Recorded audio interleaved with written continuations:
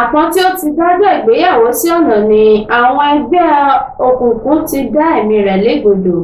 Arákùnrin kan tí ó fẹ́ ṣe ìgbéyàwó ní oṣù kejìlá ọdún yìí ni àwọn apànìyàn tí wọ́n fura sí pé wọ́n jẹ́ ọmọ ẹgbẹ́ òkùnkùn pa ní ìpínlẹ̀ Edo.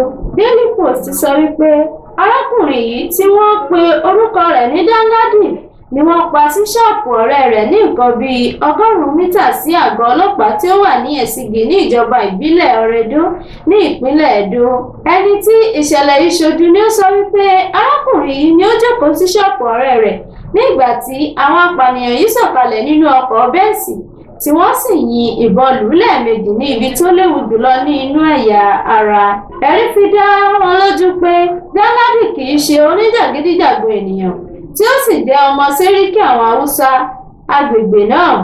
Ikú Danladi ni ó jẹ́ ohun ìbànújẹ́ fún àwọn ẹbí rẹ̀ tí ó sì jẹ́ ẹ̀dùn fún àfẹ́sọ́nà rẹ̀ nítorí pé ó ti ń ṣe ìfiléde káàdì ìyàwó àti ọjọ́ tí yóò lọ san owó orí olólùfẹ́ rẹ̀ nínú oṣù kejìlá.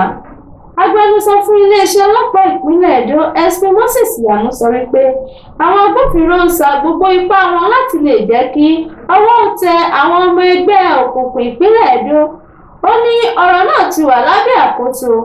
Ó wáá rọ àwọn ènìyàn láti fún àwọn ní àlàyé tó wúlò láti fi jẹ́ kí ọwọ́ àwọn ọlọ́pàá tẹ àwọn tí ó ń ṣe ẹgbẹ́ òkùnkùn ní ìpínlẹ̀ náà. Rukayat ní Ìlọlá ni oníròyìn.